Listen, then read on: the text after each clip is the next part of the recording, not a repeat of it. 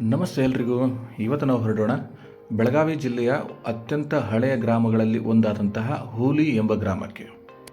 ಈ ಒಂದು ಗ್ರಾಮದ ವಿಶೇಷ ಏನು ಅಂತ ಹೇಳಿದರೆ, ಈ ಒಂದು ಗ್ರಾಮದಲ್ಲಿ 101 ದೇವಸ್ಥಾನಗಳಿತ್ತಂತೆ. ಆದರೆ ಇಂದು ಕೆಲವು ಮಾತ್ರ ಉಳಿದಿವೆ.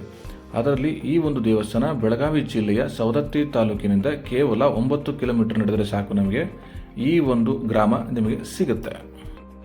ಇವತ್ತು ನಾವು ನಿಮಗೆ ಹೇಳ ಹೊರಟಿರೋದು ಅತ್ಯಂತ ಪುರಾತನವಾದಂತಹ ದೇವಸ್ಥಾನ. ಅದು ಬೇರೆ ಯಾವುದೂ ಅಲ್ಲ, ಪಂಚಕೂಟೇಶ್ವರ ದೇವಸ್ಥಾನ.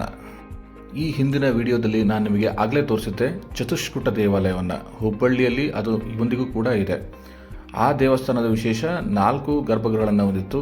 ಈ ದೇವಾಲಯದ ವಿಶೇಷ ಏನಂದರೆ, ಇದು ಪಂಚಕೂಟ ಅಂದರೆ 5 ಗರ್ಭಗಳನ್ನು ಹೊಂದಿರತಕ್ಕಂಥ ದೇವಸ್ಥಾನ ಅಂತ ಅರ್ಥ. ಈ ಒಂದು ದೇವಸ್ಥಾನದ ವಿಶೇಷ ಏನು ಅಂದರೆ, ಈ ಒಂದು ದೇವಸ್ಥಾನ ಇಂದಿಗೂ ಕೂಡ ಪೂಜೆ ಮಾಡಲ್ಪಟ್ಟಿದೆ.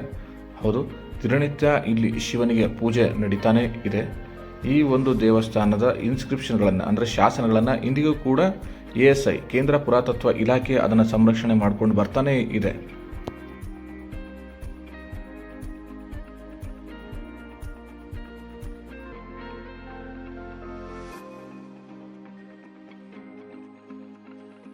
ಈ ಒಂದು ದೇವಸ್ಥಾನವು ದ್ರಾವಿಡ ವಾಸ್ತುಶಿಲ್ಪಕ್ಕೆ ಸಾಕ್ಷಿಯಾಗಿದೆ. ಈ ಒಂದು ದೇವಸ್ಥಾನ ಗರ್ಭಗೃಹ ಮತ್ತು ಅಂತರಾಳವನ್ನು ಹೊಂದಿದ್ದು, ಅಂತರಾಳವು ಇಲ್ಲಿಯೇ ಸಿಗುವಂತಹ ಸ್ಯಾಂಡ್ಸ್ಟೋನ್ ಮರಳು ಕಲ್ಲಿನಿಂದ ಮಾಡಲಾಗಿರುತ್ತೆ. ಹಾಗೆ ಗರ್ಭಗೃಹದ ಪ್ರವೇಶ ದ್ವಾರ ಅಥವಾ ಪ್ರಭಾವಳಿಯನ್ನು ಕಪ್ಪು ಕಲ್ಲಿನಿಂದ ಸುಂದರವಾಗಿ ಕೆತ್ತಲಾಗಿರುತ್ತೆ.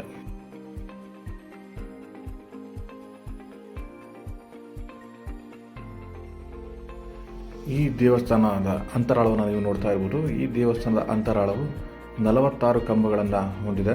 46 ಕಂಬಗಳಲ್ಲಿ ಕೆಲವು ಕಂಬಗಳಲ್ಲಿ ಇಂದಿಗೂ ನಾವು ಶಾಸನಗಳನ್ನು ಕಾಣಬಹುದು.